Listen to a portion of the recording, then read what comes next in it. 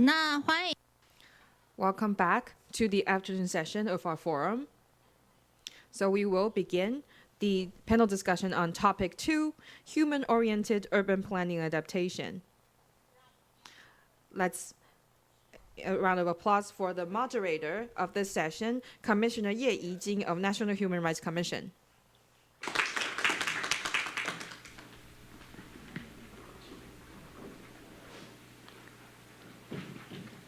谢谢 Thank you all.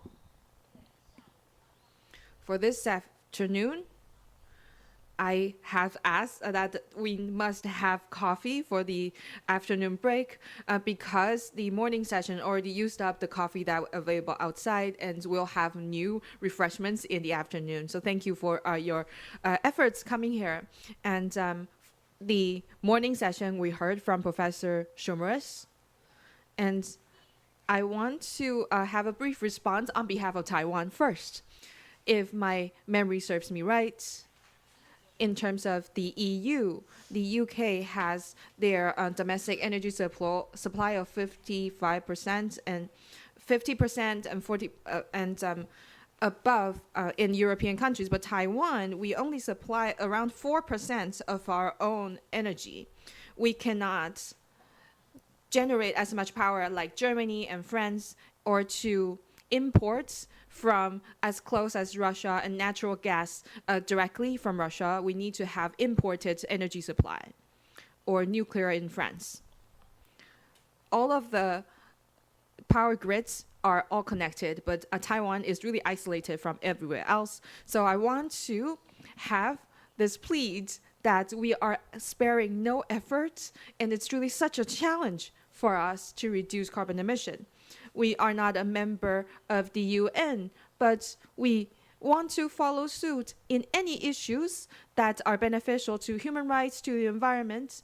We are imposing self-regulations, keeping up with the international trends, even without any requirement from the UN system. So we must applaud our government, we must applaud our public sector.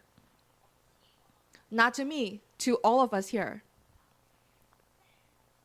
Next, going back to my primary role, people may see me as a fierce person. I know that may be confrontational, but I still feel like we must say those that must be said. So I first plead for the public sector, and I will move on to the harsher words or more serious topics. In the morning session, our Deputy Director General Huang from the Ministry of Environment says that setting targets is not enough. We really need to implement practices to fulfill those targets. That's what matters most. And I also talked with the head of NDC in the morning as well. I said to him that we would always want to keep up with the steps of the examples elsewhere whenever we hear anything. But for the targets of net zero by 2050, the targets we set for buildings and land use was, and the target is for net zero by 2050. I was so impressed. I felt like that was the first lead, that was really leading in the world, because all targets in the world are 2080, net zero of buildings and land use by 2080. And so we have even more ambitious goals compared to international standards. And I was saying that I told the competent authorities that, wow, you set ambitious goals. And they said, no, the NDC set this for us. So I addressed that to the head of NDC in the morning, and he said that indeed the target we set prior was a little bit put there in place in haste. So what I want to say is that we need to set practical, achievable goals so that it's not just for show. So for this session, I want to talk about the things that the public sector needs to work on, the government needs to continue to work on. We have representatives from the NDC and the Ministry of Environment, but we don't have representatives from the Ministry of Economic Affairs. But I do find that lateral communication across different agencies matters.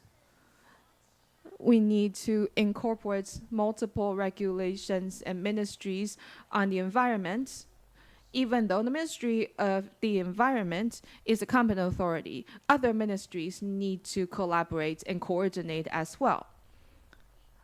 But in the current situation, multiple agencies or ministries seems to be compelled by the Ministry of Environment. I studied in Europe, so I was happy to spoke with Professor Schomers in German. I feel like my German is more fluent than the ITO representative's Chinese in the morning.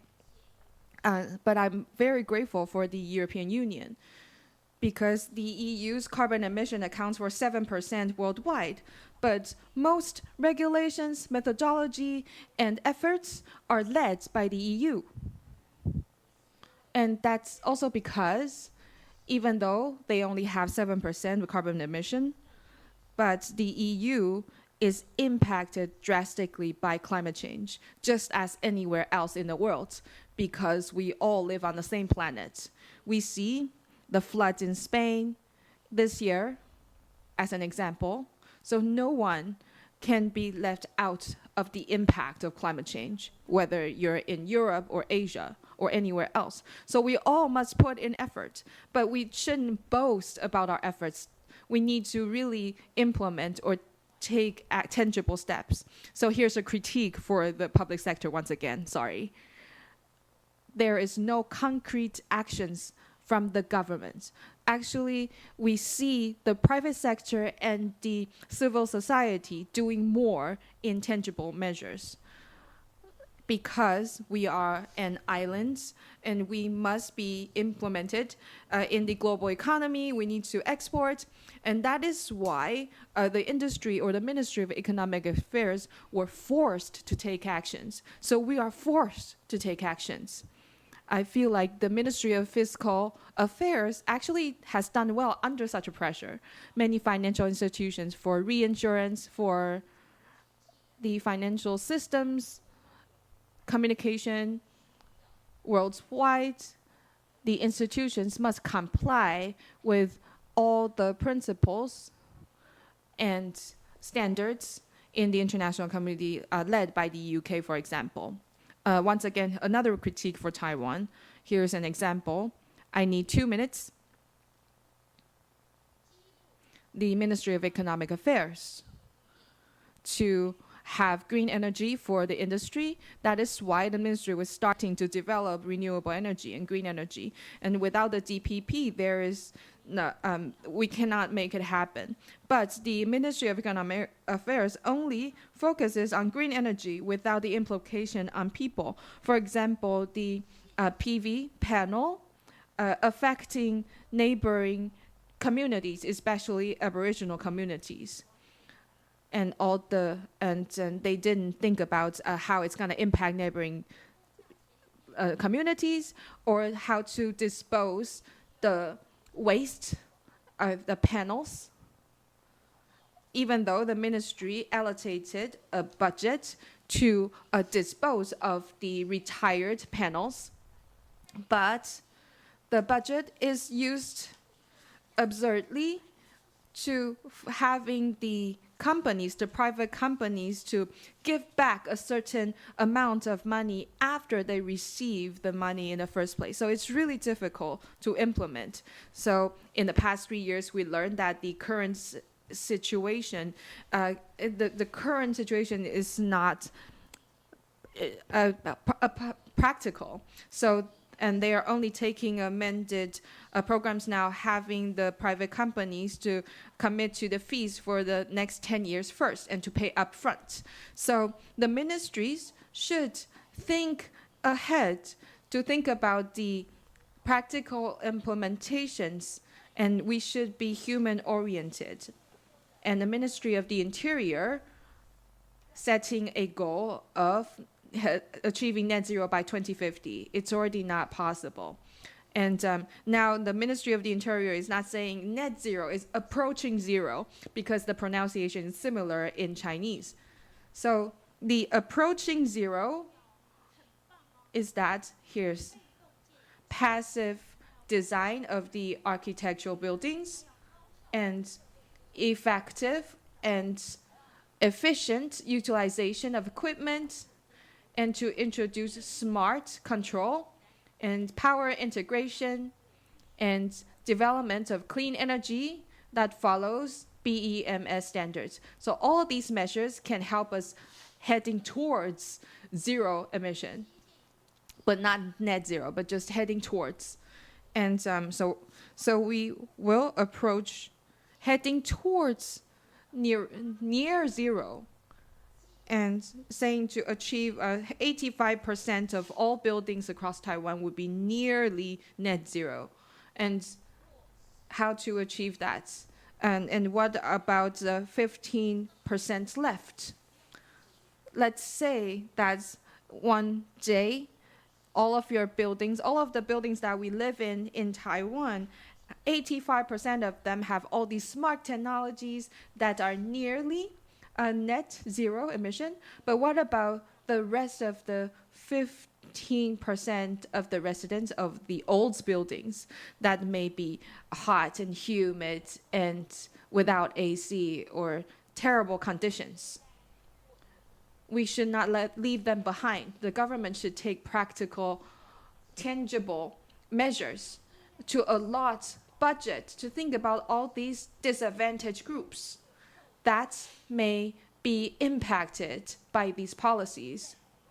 We need to think about their situations first before we take actions, and whether the actions are by penalty or by subsidies. But we need to first think about the disadvantaged groups. We need to ensure their rights. We need to ensure a just transition. It shouldn't just be a slogan. That should be something to be implemented. And I think that also responds to the morning session discussions, and that will be the spirit throughout the entire forum. So I will, we have members of the society, the presenter of this session would be Attorney Guo Hongyi, Secretary General of Environmental Jurists Association. Let's a round of applause for Mr. Guo.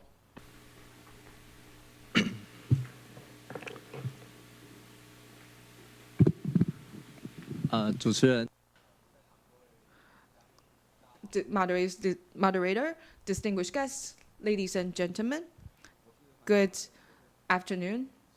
I am the Secretary General of Environmental Jurists Association, and today I will present on this topic, human-oriented urban planning adaptation. I have thought long and hard on this topic. What does it mean by human-oriented? In English, we said human rights-based, or human-oriented, or based on human. So there are all these different translations or interpretations. And is it an approach? Is it a solution? To me, I wonder for a long time. It's quite confusing for me. So when I respond to the organizers, I said that my topic would be a nature-based solution. And that is quite a mature concept in addressing climate change. So we will talk about the conflicts or non-conflicts between a nature-based solution and human-oriented solution.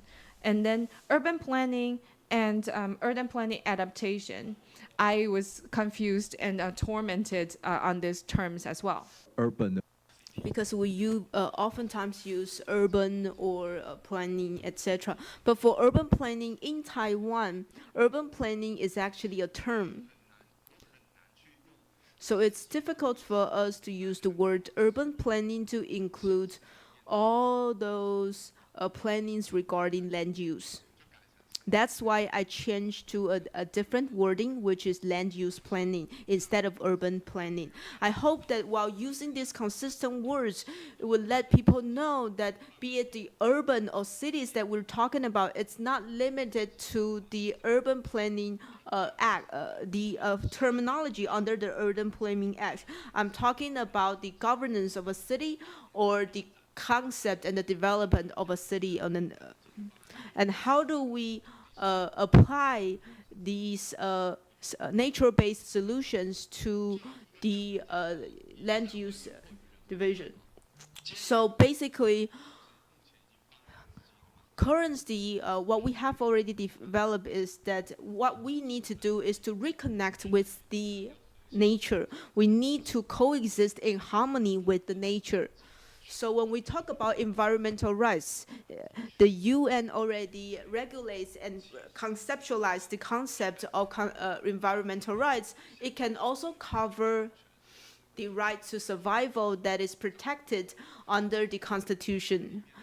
ICCPR and ICESCR also talk about sustainable environment, all these links to human rights issues. So today, especially under the framework of climate change, environmental rights and human rights are closely connected, and that is something already established, especially when environment is actually become a human rights protections. In the past, it was the relationship between indigenous communities and their land, and now it's further expanded to the people living on the land and their relationship with the land. So for this part, I want to talk about the role of the cities. First of all, this is a topic that was given, so that's why I need to talk about this. But this is the three framework that I want to talk about. First, I want to talk about urban governance. When we talk about urban governance, there would be two impacts. First is urbanization as an issue. During urbanization, we may bring to all these disadvantages. And also at the same time, under climate change, what's the environmental impact it has on a city? And compounding these two issues, why is it we need to face these situations in a nature-based solution? Secondly, I will talk about nature-based solutions, and these would be the core that I want to talk about. Last but not least, I will also talk about land use planning.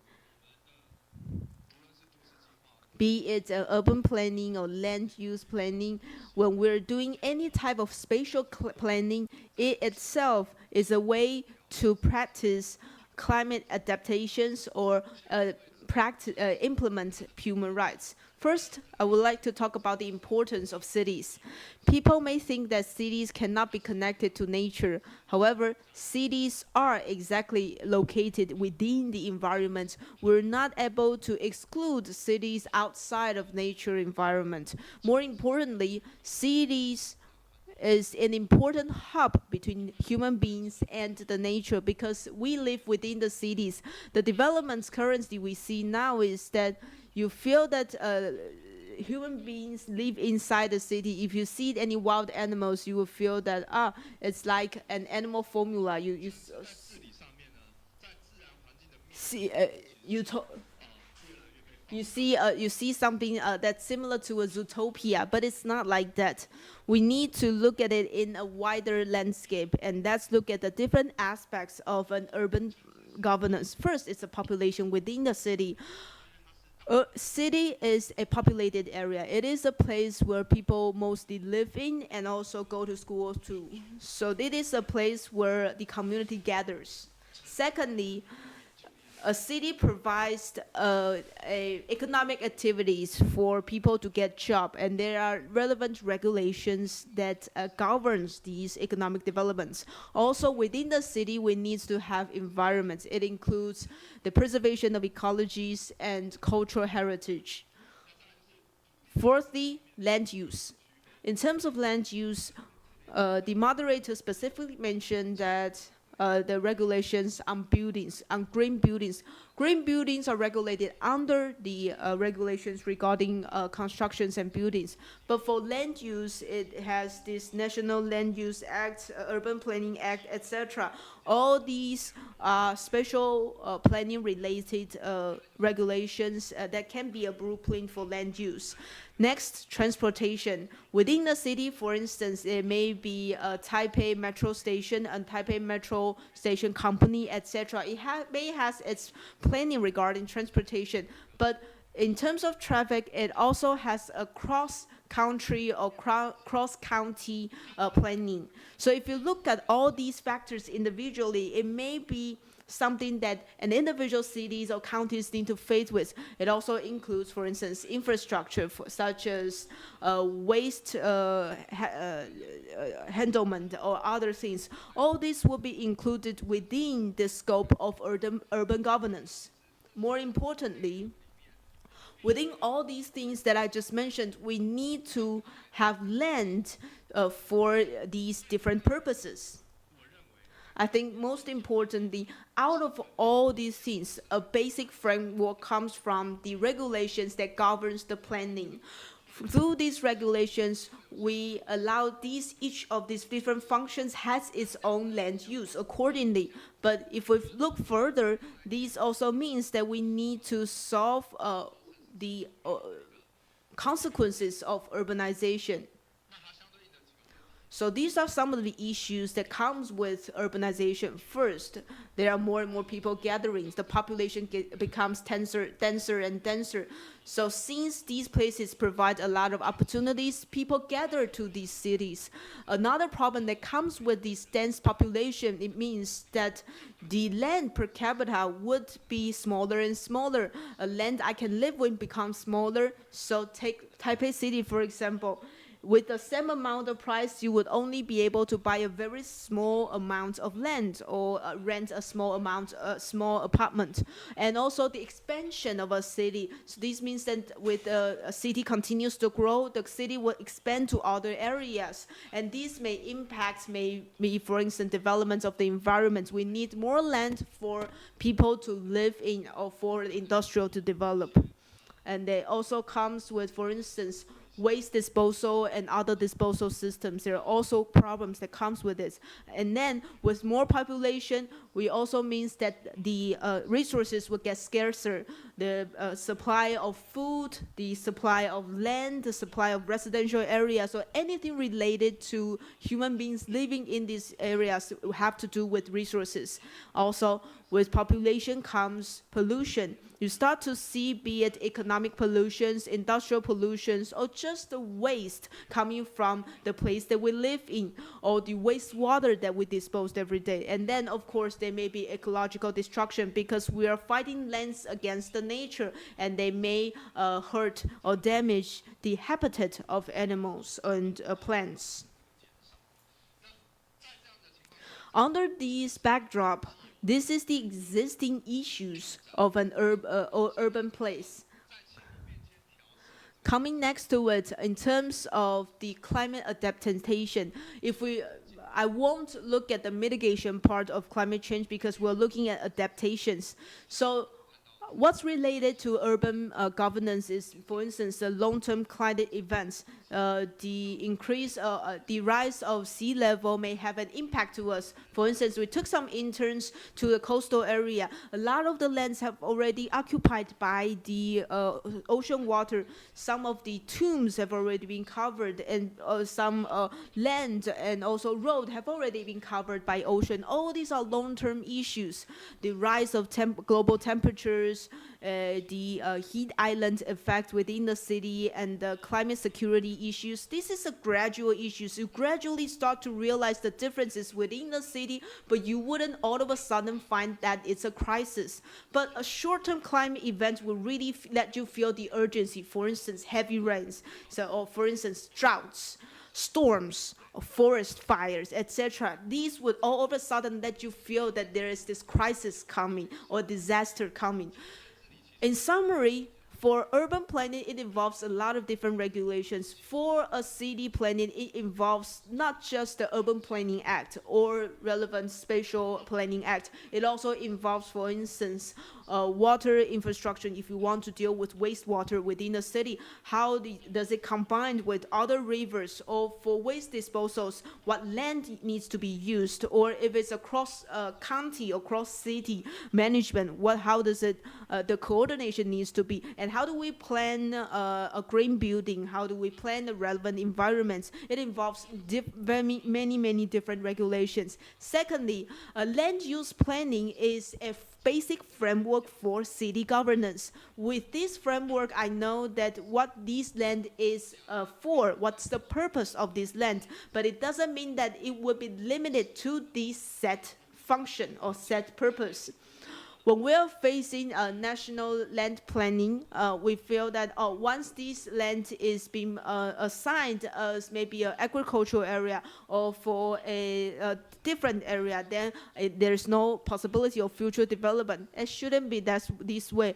When we are planning a land use, the reason that we are designing the land in these different processes is because, for instance, the attributes of the land or the potential of the development of the land, these are why it is planned.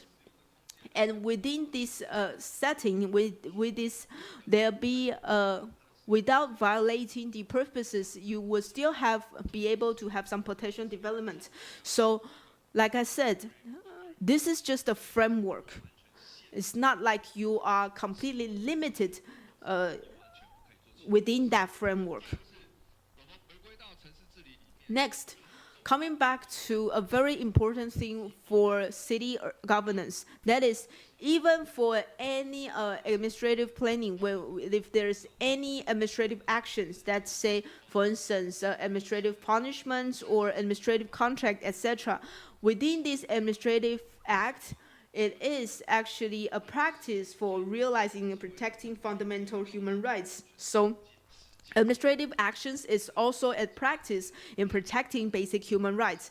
And this means that it still has this obligation of protecting basic human rights.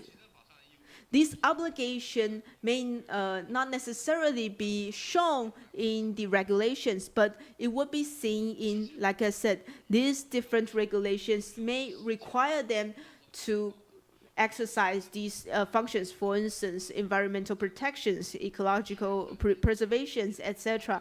In these diverse and fragmented regulations, it shows that in terms of city governments, they still have these administrative obligations, so that when they're doing relevant plannings, they need to think about the protections of fundamental human rights.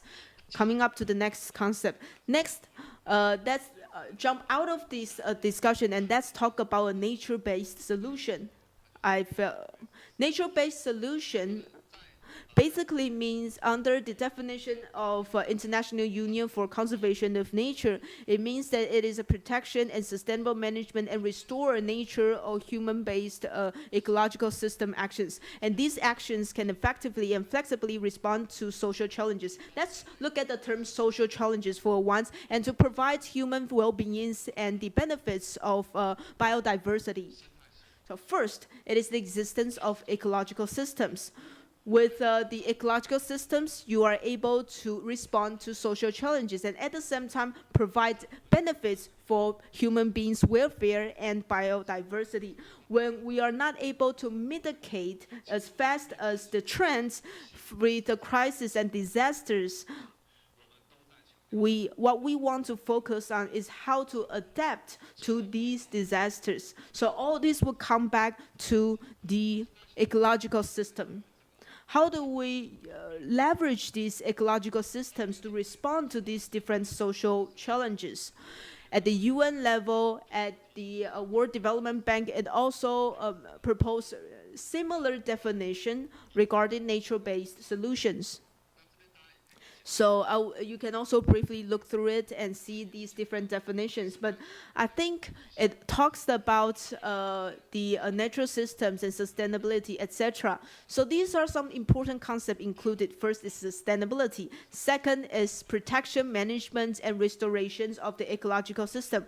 Now, I won't go into these detailed definitions of protection, or management, or restorations, but I want to focus on the term respond to social challenges.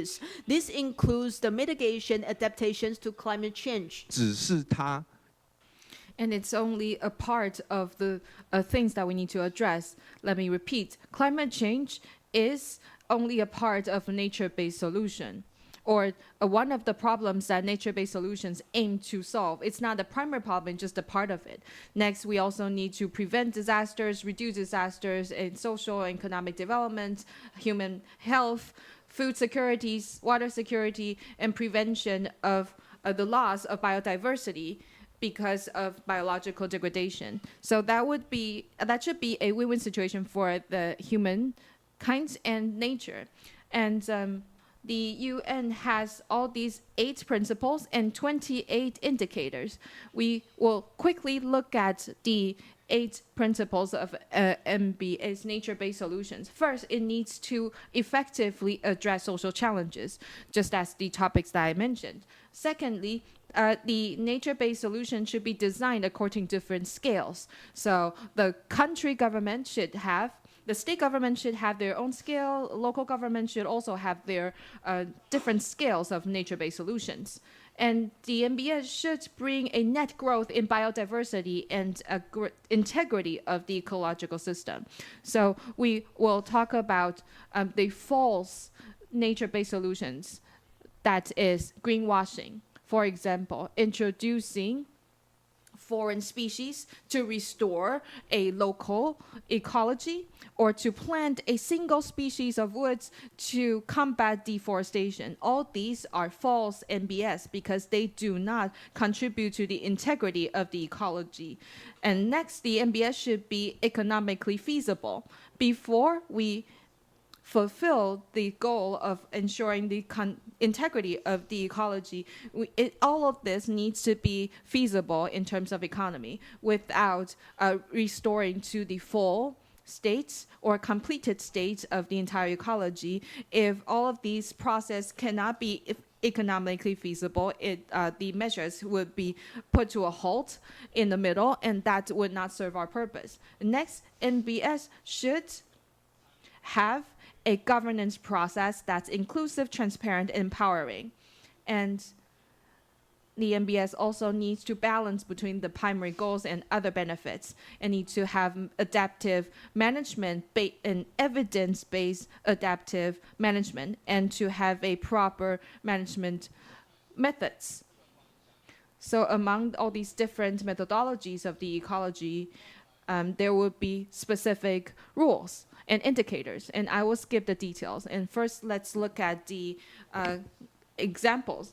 For example, in the Netherlands, returning water resource back to the rivers and to have a fluid city. And another example would be a Stuttgart in Germany, the Green Corridor. And the next example would be in Philadelphia of the US, a green city, clean energy. And a fourth example would be Highline Park in New York City. And that is a revitalization of old train line and put it into a garden. So this example is Green Corridor in Stuttgart, Germany. So in this example, there is a corridor for the winds. So within such a space, there should not be any buildings or obstacles hindering the flow of winds. And Professor Xu is actually an expert in this, and he will respond to that because I also read that from his article. But for this example, with spatial planning and building restrictions and construction limitation, that can reduce the hot island effect within a city.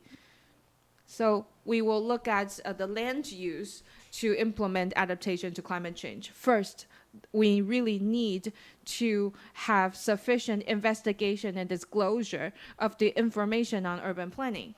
Without investigation and disclosure, we cannot plan comprehensively. And also, we need to have flexibility in the land use.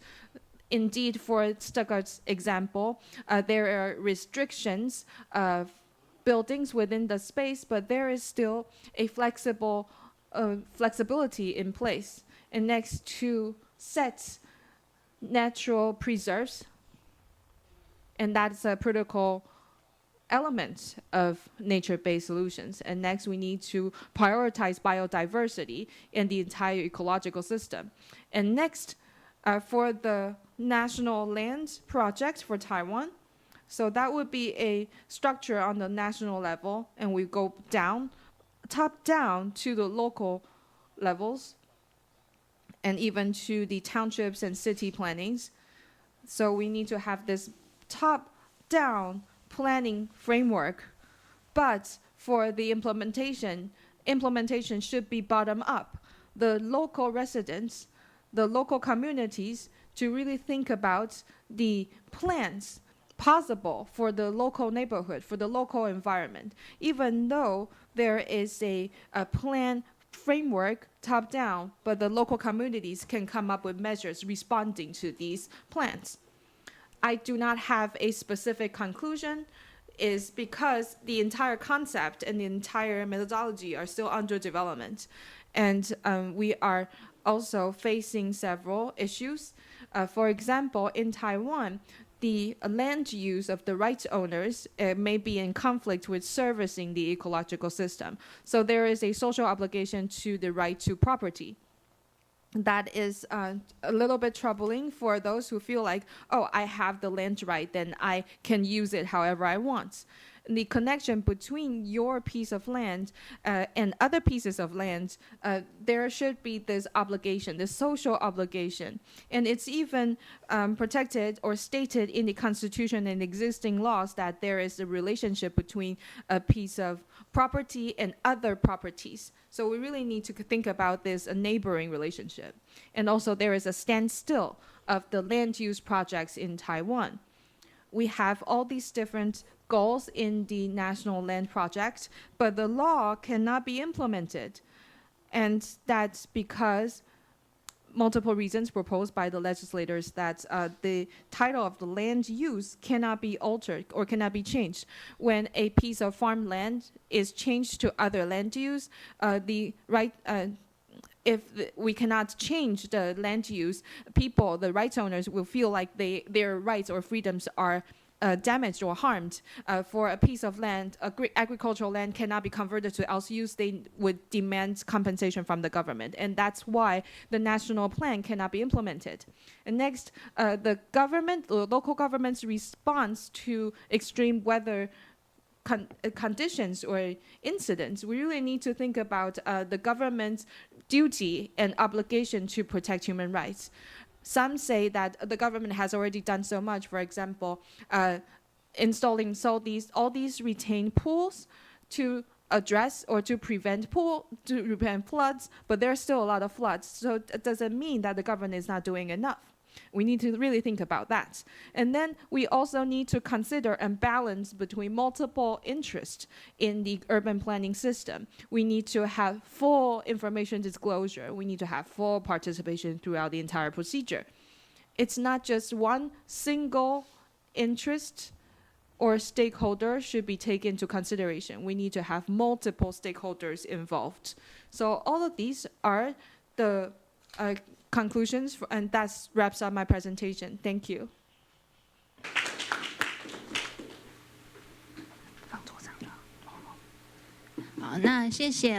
Thank you to Attorney Guo for his brilliant presentation. And next, we will invite Commissioner Ye on stage to introduce our panelists.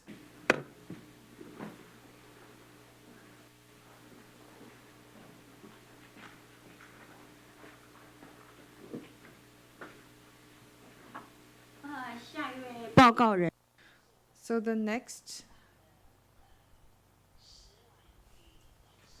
speaker would be Professor Shi Wanyu of National Taiwan University,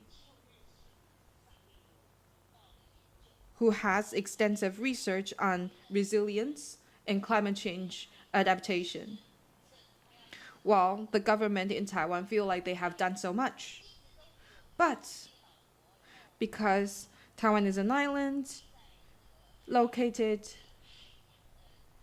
in the middle of the ocean, being very sensitive to changes to the oceanic environment due to our geolocation.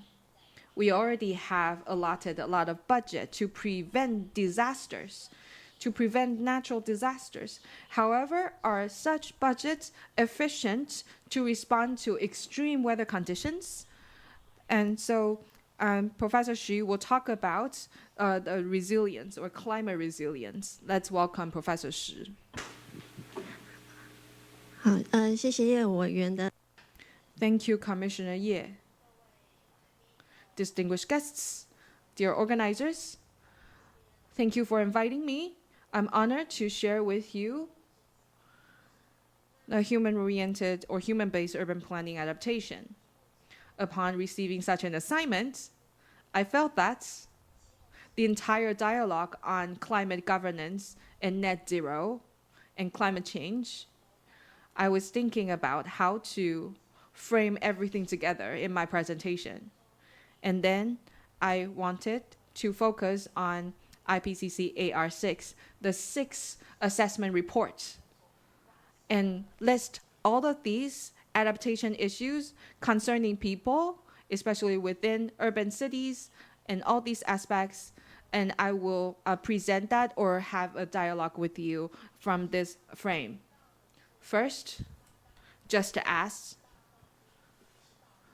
we've all heard today that even though the effectiveness of net zero is not sufficient enough or fast enough, but under extreme conditions or extreme examples, we often see that in recent years or in recent days, there are incidents with temperature rise of more than 1.5 degrees, and all these different incidents happening around us. In the past, we only talk about incidents in developing countries, but we recently found that in developed countries, whether it's European countries or the US, in the past we thought that their economic development has achieved to a certain level. They may be more willing to adapt to climate change. However, we find in recent examples that these developed countries don't have sufficient capacity in addressing climate or extreme weather conditions or such incidents. So it taught us that Taiwan needs to be better prepared to respond to those incidents. So this example comes from Florida of the US. In the year 2020, there was a Hurricane Ian attacked Florida. And that response to IPCC AR6, the second report stating that more and more cities are exposed to high risk of extreme weather. And in the past, we didn't realize that. And urban planning comes even without our awareness of extreme weather conditions or climate change. Even up until today, we have not identified all these different areas that have higher risk being exposed to extreme weather. And we always want to have more local development and infrastructure. And so looking at this example in Florida with such a drastic loss of life and property by Hurricane Ian, the reason is because that since 1970s, the residential areas were limited and the population was limited. But until 2020, development has expanded across the coastline, and all these areas are cyclone prone in the riverbanks as well. So when we bring more and more people living in these risky areas without even thinking about how to address or to prevent disasters and to have more resilience, to have all these houses so close to the beach and without any buffer area, that has caused to such lots of injuries and death by hurricane. And this is already happening. In the future, it will happen again. How about Taiwan? We're bound to face that, but we don't know yet where that would take place. Are we taking more people into these high-risk areas? I feel like it's possible that it's happening now, and we are allowing it to continue to happen without any solutions. 另外一个很 Another important issue is that this report talks about one term. It's called inappropriate or improper adaptation. I think in a comparatively developed country or a city, it needs to come back and look at these issues. Especially in Taiwan, we proud ourselves to be having a good democracy and a good economic development. But looking at our urban development process, many of the approaches based on the current and modern perspective, if we look at climate change or fairness or justice in mind, we found that there are a lot of lessons we can learn from so that our society can be a fairer society. The first thing is the land use policy in order to prevent disasters or in order to develop the cities, since they need space. So we will move things that we don't want to. We sacrifice the disadvantaged groups. Or when we need land, we also go to the less economic developed place or disadvantaged group. Take Taipei, for example.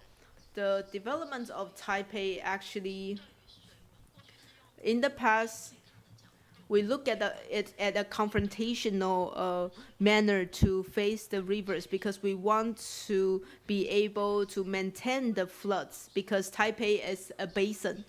So Professor Liao mentioned this a lot, and I also referred to some of the cases that the professor referred to.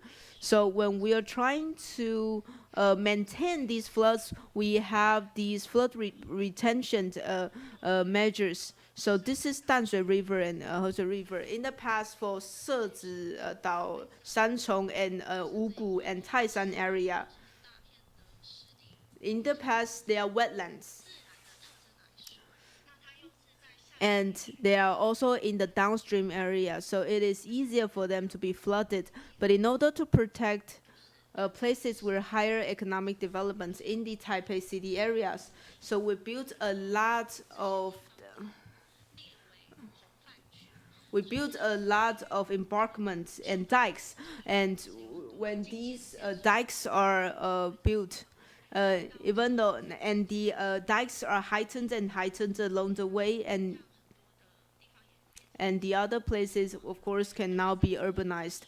But in the past, during this process, we were trying to maintain the floods. When we are trying to build a channel for the floods, we sacrificed many residents living nearby.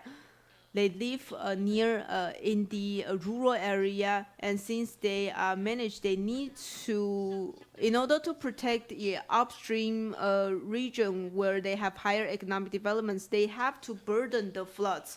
So their land needs to be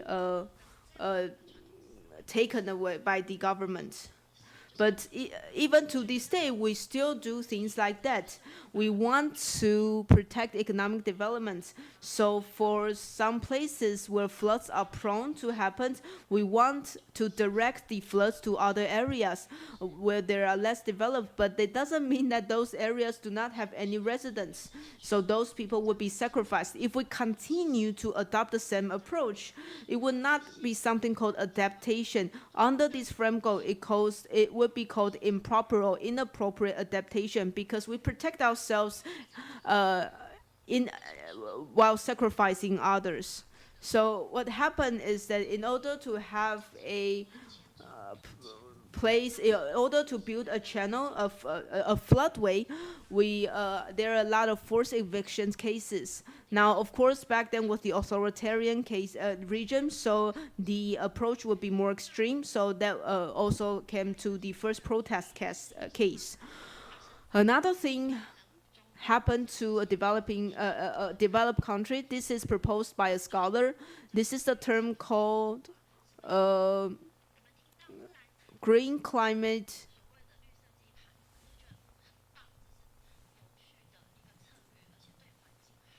We feel that this is this is actually a process that is good for the environment, and so we call it a green climate gentrification. But nature-based solution should be a solution. It shouldn't be something that creates new problems. So what you need to focus on is not just the ecology, but also economic development and at the same time human issues. So if we fail to respond to all three different aspects, it would not satisfy the definitions of nature-based solution. So what it means by that is that, for instance, in Boston, we see it as a flagship green foundation, green base. So it actually finds a lot of places as a green base, and it also developed the area along the river. For instance, you have these grassland and greenland. You have built this network along the way. But in order to do so, the consequences is that the disadvantaged groups living along the coast were forced to be evicted because these lands need to be given back to the ocean, so they face forced evictions. Does this also happen in Taiwan? What we need to be very careful is that maybe take Taipei, for example. This is also what Professor Liao mentioned. I try to look at it from a different perspective. If we call this place ecological Sezi Island. Now, Sezi wetland. From an ecological perspective, we feel that it's good. It seems to be good for the environment. It provides a lot of environmental benefits, and future generations may also have more economic development and more potential in this area. This would potentially solve the consequences led by the past wrongs. But the way we develop it, even though it is of good intention, but in execution, it use zonal expropriation. Expropriation means zonal expropriation means that the developments would happen while cleaning a development, and that would decouple the connection that people has with the land, and also make the social resilience disappear. So this is not a nature-based solution. This, I would say, is still an improper adaptation. Another thing is the risk of high temperature. This is rarely talked about. During urbanization, in some areas, it would be hotter than other areas. Well, even though we are all impacted by the urbanization. But if we look at it, we find that global warming, the level of warming is not even. Some are cooler, some are hotter. And this has to do with our land use strategies. From some areas, they have fewer grassland or greenland, and also it's because of the overall ecological environment. For instance, is it along the coast, or are there factories nearby, are there rivers nearby, or mountains nearby? Now, this would cause these uneven temperatures. Now, this is also linked to the social and economic status. Sometimes that would make the less disadvantaged even more disadvantaged. So these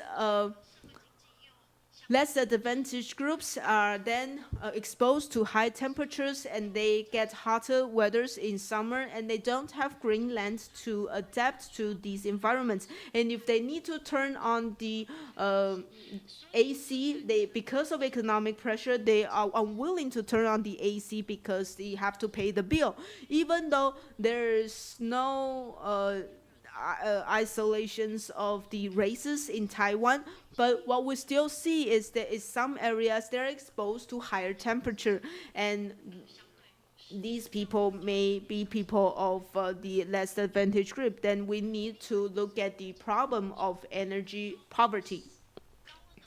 Another thing is my recent research. High temperature is also linked to urbanization, but urbanization is still more development oriented. We already know that Taipei is already hot enough, but if you look at the development in the past decade, all the rivers in Taipei, Danshui River, Qilong River, and the coast and the banks of river, and it also links to the Linkou and Chaoyuan, all these areas, There are so many different developments happening. Also, under the Spatial Planning Act, they are all listed as an urban planning areas. This means that they will become hotter and hotter in the future, and that also would link with the flow of the wind. So we've always imagined that with wind things will be cooler.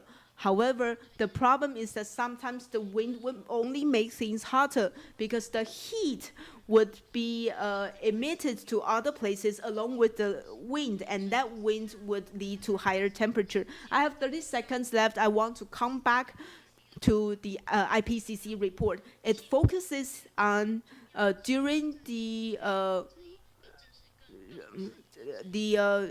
resilient needs to ensure procedural justice, distributional justice, and also we need to recognize these different knowledge and perspectives. All these need to be included in our policies. In the past, we said that we need to share the benefits, but in the future, with extreme conditions, we need to not only share the results, but also share the burden. And I know that there are a lot of people with the legal background here with us. We need to think about this together, because if we want to protect the environments or protect the land, we may have property issues. But if this land is actually for the adaptation of climate change, is it possible that we can also solve these confrontation between ecological developments and developments? Can we maybe design a policy, a land use policy, to respond to the fact that when we're sacrificing the interest of individuals, it is actually to provide the services of ecological system? Can we actually design some land tools or instruments, be it some of the tools for urban planning or for other possibilities? Is it possible that through this legal framework, we can actually design some tools that can adapt better to the nature? That's it for my presentation. Thank you. Thank you, Associate Professor, for the wonderful presentation. Because of time constraints, I would then like to invite the last speaker of our session, Deputy DG of National Land Management Agency of the Ministry of the Interior, Xu Yanxin.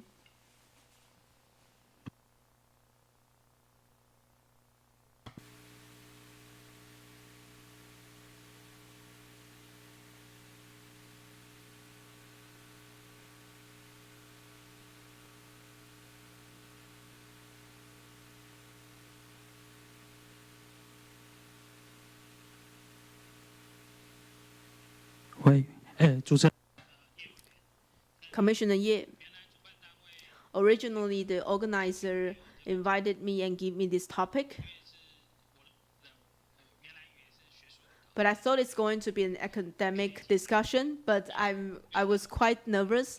But Commissioner Ye also gave me a recommendation. Well, from an academic perspective, there are some possibilities for the urban planning for net zero, but this topic is about the human-oriented urban planning adaptation. So a lot of people use AI, right? So I asked them what Taiwan looks like with AI. AI tells me that with urban planning, the city needs to look like this. It's not about Greenland. It has nothing to do with human rights. That's what AI thinks about urban cities. So this is what I want to talk about, the planning mechanism of post-colonialism. So we bring these concepts of planning, we borrow the concept of planning, because if we have a vision, if we have a shared perspective, and then it's turned into regulations, then it will not be so far away from us. So that's a very odd situation. And post-colonialism allows us to think that, oh, we can't just go to the other countries and advanced countries and say that we also want to look like that. So that's the first thing I want to talk about. The second thing is that when we talk about climate governance, what does governance mean? Otherwise, we will go to a post-colonialism again.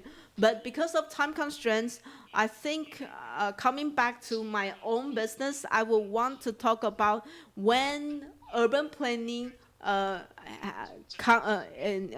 does it couples with climate governance? Because ultimately, we still need to have a plan so that we know what to implement. Otherwise, all these are just slogans and concepts. 有机会再跟 So I'll be very brief. If we have time to interact in the future, we'll have more discussion. So let's go into the first part. So what is governance? We can talk about plans as well.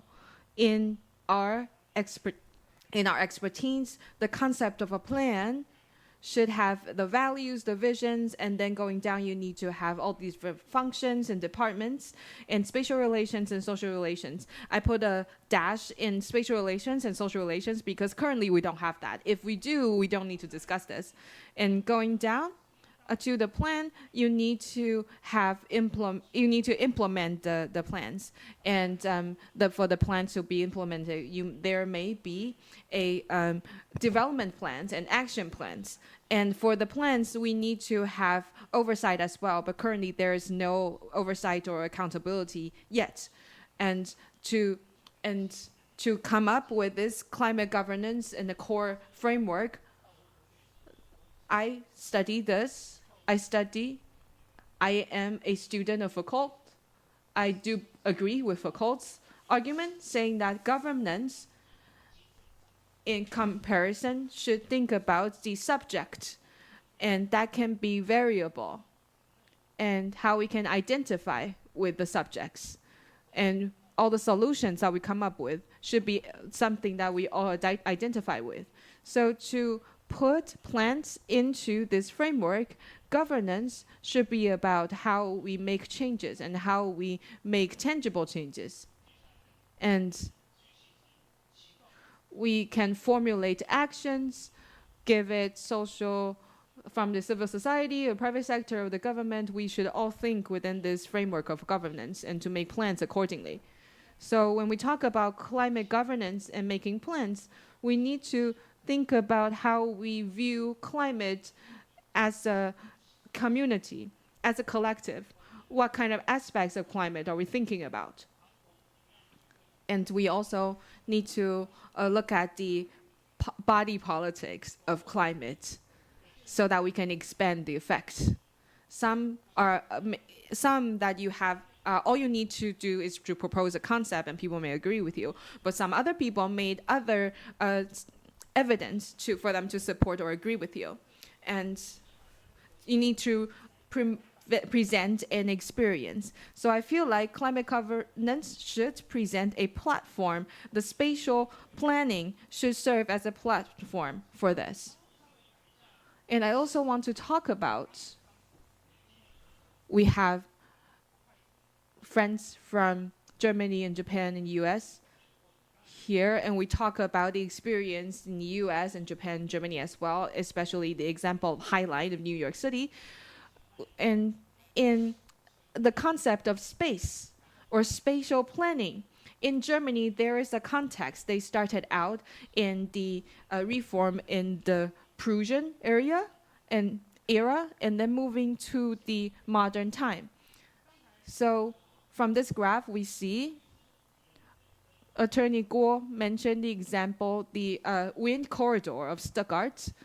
And we look at the German law. They have all these different laws regulating farmland and infrastructure and land use and land planning, talking about the space order of national plans. And they have A plans and B plans.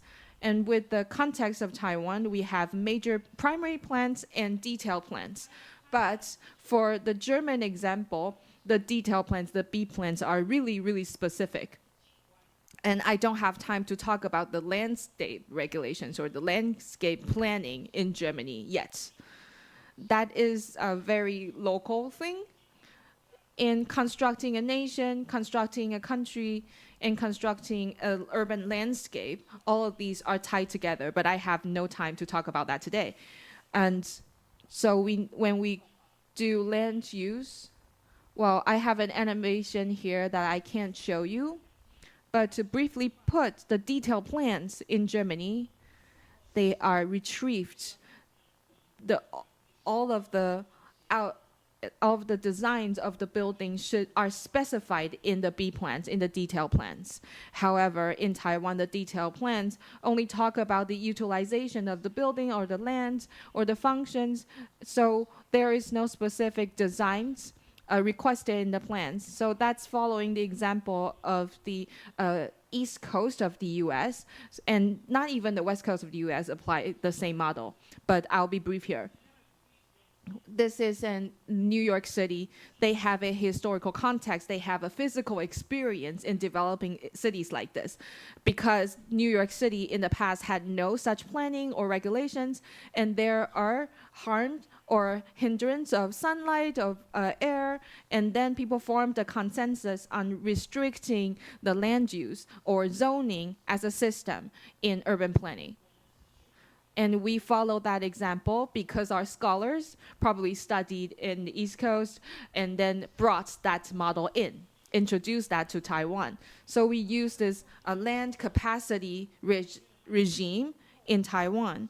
That's quite similar to zoning in New York City. So there are incentives in place. So you need to constantly incentivize the actors to follow the new policies of the government. It's not so whenever the government comes up with a new policy, they need to come up with new incentives to promote that. And that's seen in several cities, but not all cities across the world. And indeed, New York City still faces a lot of problems. For example, there are still critique on urban renewal in New York City, such as Jonathan Barnett. Scholars come up with urban design principles and urban design review. And here comes the example of Highline Park. And just as Professor Shi mentioned, this is rezoning. And rezoning, can we only translate that into Chinese as overall review? It should be equivalent of overall review in Taiwan's context. So rezoning is similar to B-plan in Germany, but with looser rules. But it has all these different purposes laid out. So High Line is the result of this new concept of rezoning, but currently that's not feasible in under Taiwan's current framework. And here's another example of Japan. That is the journey of Japan. This slide was taken from my teaching materials of the past, and that's a historical chart pre-World War II and until after the war. And after the war, before the war, Taiwan followed the Japanese model, but after the war, Taiwan's situation becomes different. But we still share similarity with Japan's development. So before 1990s, the development journey were pretty similar, but we diverged in 1990s. In Japan, there are two systems. In Japan, they have a comprehensive development of national land and another strategy. And for Taiwan, we only have one approach. And in Japan, the national planning plans the use of land. So there would be all these different projects of different electricity or transportation plants, etc. And throughout this process, there are issues in the cities as well. For example, have you heard of this word, community development? That it comes from environmental movement as well. And there resulted in 3 separate laws. One is Community or Development and Landscape Act and NGO Act. All these 3 separate laws stipulate that the development of a community needs to be decided by all participants of the community. And that would be referred in the development plan of the national lands. So there are 3 different tests. Community, NGO, and landscape all form the the genealogy of Japan's community development. In Taiwan, there are community development as well since 1995, but there is no hard rules or regulations in place.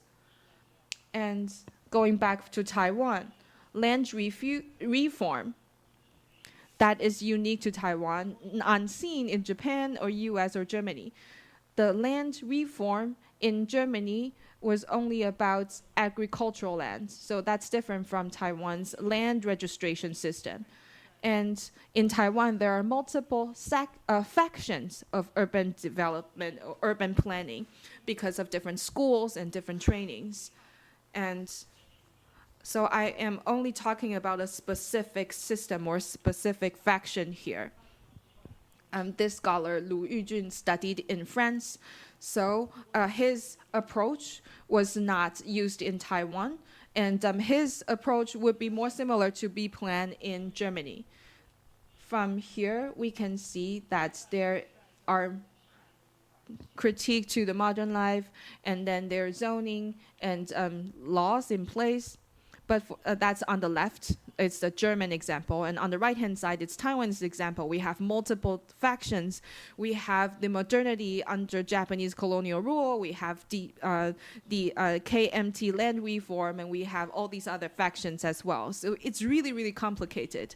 And I only have 2 minutes left, so I'll skip through them. And this year is the 60th anniversary of the implementation of urban planning laws in Taiwan. In the past, in China, there is a spatial governance plan in place 60 years ago. And the gentleman in the picture was a representative from the UN, and he was in charge of stipulating the laws then. And under the current framework, we have the national land plan, we have county and city land plans, and we have primary plans and detailed plans. But in German's example, all of these would be within the same single plan. And all of these different plans are integrated to different extents, so it's really complicated. From this slide, we see that urban planning and zoning and land development, we now have all these different relationships in terms of people, in terms of land, in terms of economy. Do we have all these different relationships laid out and have separate plans, or do we have a comprehensive plan in designating all these different areas? And which system does Taiwan adopt? The gentlemen in the pictures here are the Nobel Prize winners this year. And we have a choice here to, there are multiple ways to skin a cat, but it just depends on the speed of achieving our goals. And just as Commissioner Ye mentioned, in terms of spatial development and planning, in terms of adaptation or carbon reduction, we only talk about green architecture or energy efficient labels. So going forward, we can only have nearly net zero buildings rather than having really net zero buildings. And the current system requires a lot of incentives on green architecture, on capacity, on energy reduction. All these are provided by incentives. And the graph here, the orange boxes and the green boxes refer to the existing laws and having new concepts in place. We need to incorporate net zero approaches into all the national land use plans. So how can we mend the gap between our systems and the examples elsewhere? Fortunately, Taiwan has really limited area, so the things we can make change very quickly. So the most important thing is to have digital information on national land in terms of climate change. We need to have climate change oriented digital information. If we can use that, we can turn all these different existing blocks, green blocks. Many in Taiwan, 82% of the buildings are completed. That is to say that all on the land that can build buildings, 82% are already completed. 治理跟纳 The participation of the communities and the accountabilities needs to be involved. Otherwise, things will not be able to happen because that's something that needs to be bottom up. So this sums up my presentation. What we need to think about is to how to get to the next level, how to go to the other side. How do we do this step by step, phase by phase? Thank you.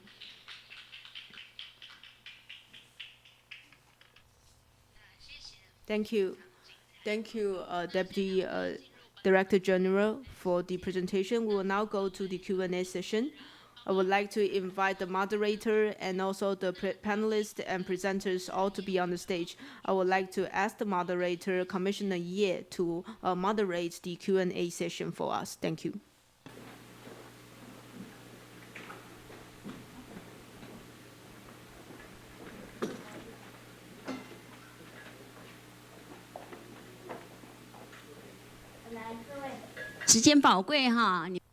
We have limited time, so please ask questions, especially Deputy DG do want to hear questions. Otherwise, it's like he's going to be questioned by me. All right, anyone? No questions? I'll start my questioning then. Really, we have limited time. Okay, we have one hand raised over there. Attorney Huang, please. Attorney Guo talked about we need to include people in one of the factors, or how is it, or it is that the cities and the humans are living together. We know that indigenous peoples knows best how to deal with the land and the nature. We often have cases, for instance, when there's landslides within a mountain, how do we restore the land? Indigenous peoples have their own ways, and the government, of course, have their own other ways, listening to the opinions of experts and scholars, etc. But when these approaches are in conflicts under the existing laws, how do we include the feedback or comments of the local communities? Because these people may even know better than the nature, know more about nature than us. How do we realize this in existing framework, or are there any possibilities within the existing legal framework? I want to ask all the presenters and panelists. All right, maybe as a moderator, what I know best is to translate the question. I will say that these are these are not colloquial enough. I'll try to make it simple. Let me give an example. Because of extreme climate change, it is possible that in Taiwan, for instance, we have landslide. And the indigenous peoples are really adapted to the nature. They feel that they have the right to and the ability to respond. But the government may feel that, oh, this is a very risky place. So they may evict these people. If I translate it wrong, please correct me if I'm wrong. So there will be forced evictions. Now, indigenous communities may then feel that I am limited or restricted by you, or I am overtly interrupted by you or intervened by you. Under these circumstances, are there any ways to guarantee the rights of indigenous peoples? That is, their rights, environmental rights, and their also residential and living rights. And how do we do this while also ensuring the resilience of the environment? Okay, maybe we can ask the government to respond then. Thank you, Commissioner Ye. Thank you, Attorney. If you look at the legal perspective, indigenous peoples, I should put it this way. I'm in special planning. what you talk about is actually about the relationship between spatial and also ecology and social and physical. What's lacking is understanding and planning from the indigenous communities. I think it's because the lack of accumulations of knowledge. There are, of course, a lot of planning, not a lot of research. Within the existing mechanisms, if they are living in the natural park or natural reserve, then we can look at the Special Planning Act. They can look at the, for instance, national park plannings, but without this concept, it's hard to be realized. And in Special Planning Act, they also have like urban or county plannings. We can do the planning together to understand. But of course, in the initial stage is to make available these informations and allow people to trust this information. Currently, we are using the disaster prevention systems. A lot of the information have already been made public. So we are already managing this. But if this level can have more planning and more resources so that they can be accumulated, be understood. Otherwise, of course, we would look at it the most conservative way and from imagination. So, of course, the right to life and also the right to culture would not be protected at the same time. All right, Attorney Guo also want to add something. Thank you, Attorney Huang, for the question. Just want to briefly respond. This actually depends on how do we ensure local knowledge can be included in this planning mechanism, especially when, for instance, we're talking about indigenous peoples. But globally, it's not just indigenous peoples, local communities, they have their existing knowledge. All those things are the resources they can provide to the planning agencies. For instance, the hunters in Ali Mountains, they know best, for instance, so if this water goes to these routes, that means that the land would be disrupted in the other areas. So this would prevent a landslide. But this knowledge was not accepted by the government. Said they've always known the construction agency and said that if they'll move next, that once there's rain, you will not be able to find your equipment. But of course, indeed, the landslide would happen. On some level, how do we allow local communities to be involved in this planning process and become part of the partners, especially the FPIC system, to be realized not just to the indigenous peoples, but also to local communities? I think that's something that would be the easiest way to include the local knowledge in our planning mechanism. Any other questions?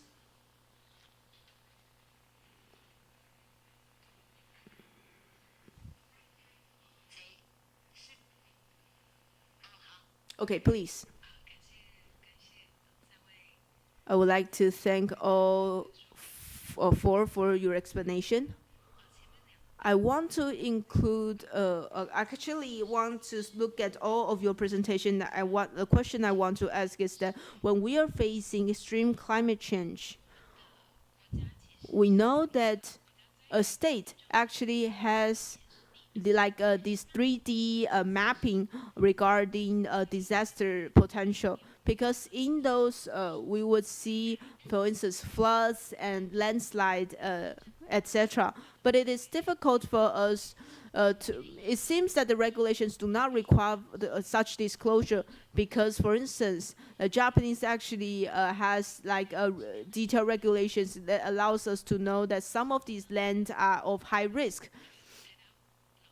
The professor at National Taiwan University also mentioned that. So I want to know that in terms of responding to climate change, in the future, with ministries or government agencies, what collaborations or improvement can the government do?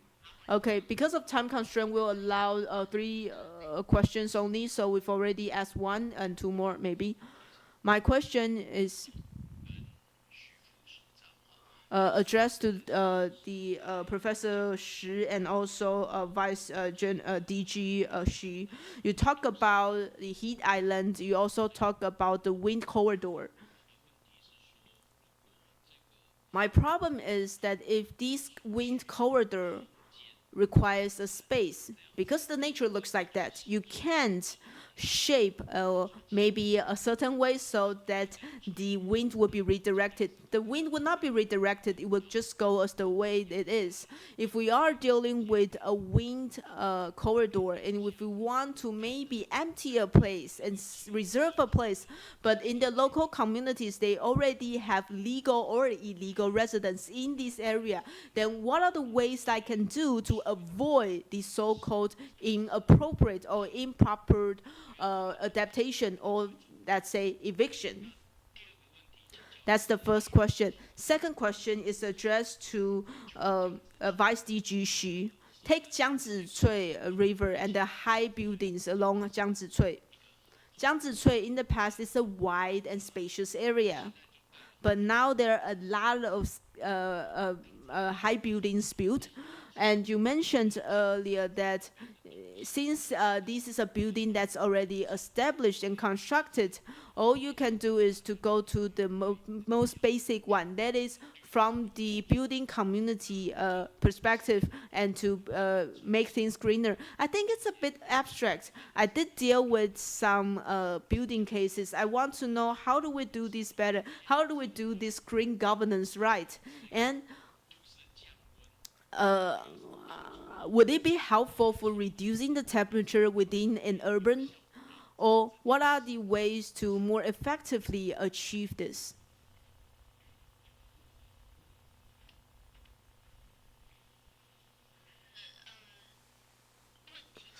Okay, these two questions are related. It involves the sensitivity or environment sensitivity area, but you talk about floods or landslides, they are already listed as already the sensitive area, but wind corridor is not yet listed as a sensitive area. So actually in our regulation, we have announced some of these environmental sensitive area, but this may not be be the same or in line with what's published by NCDR, because NCDR looks at different environments and what's the depth of the environment and all these risks of these land. So under these circumstances, is it possible that under different levels, we would need to maybe use the concept of environment sensitive area and limit the use and purpose? We would need to think about, do we identify the risk and limit the development? Who's the one to make such call? There may be some issue for that. The second thing is regarding the scenarios for future climate change. I think things would be even more complex because we still have the gap of adaptation. That is, globally, we're still working hard to bridge that gap, because if we are talking about adaptation, it's not just about exposure or about a certain type of climate disaster. We have to also look at the social and economic adaptations and the vulnerable groups. Once all those are identified, of course, all those things will be even more complex. So from the current status, when we are planning these land use, what we have been doing is that in different levels, when we are doing land planning, for instance, local special planning or urban planning, we will refer to them, but to what extent do we refer to them? Because referring to them doesn't mean that we will have to be limited by them unless they are already regulated, then they will go to a different track where the community may propose such proposals. But proposing is one thing, whether or not they would affect the decision is another thing. So all those are still just for reference at this stage. And in reality, in practice, urban planning does have this problem. For instance, if our urban planning committee members need to develop in a certain way or limit the developments, but at the same time, it doesn't have a public announcements by the government say that this is something that cannot have any developments, then of course there may be protests by the general public. And I think that's the key. We do need a regulation to solve this, or a certain policy to solve this issue. As for the wind corridor issue, indeed, each city has this natural wind corridor. Normally, it's a lowland on the valley or along the river. All those are natural corridor. Once it's in the terrain, it's still going to the lower land. So I think it would not be the constructed area. It would be other surrounding area that would affect the features of the wind. For instance, along the coastal area, along the banks, or the valley, or some very important wind corridor entrance and exits. I think all those would be a very important place for the cities to breathe. 所以现在其实 But in the past, Taiwan didn't have such information or knowledge. That is why with all these areas are filled with buildings now, and they are all private properties. And what we can do now is that for the areas that are still not developed yet, we want to preserve them as much as possible.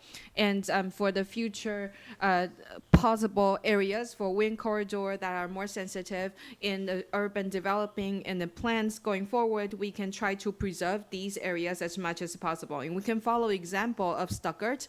It's not a new city, newly developed city, but the city was developed ever since the World War II and in the 1980s, and it's still ongoing because it takes a long time to have this long-term metabolism of existing buildings. Before we retire old buildings, we need to first identify these sensitive areas or the areas that should be preserved.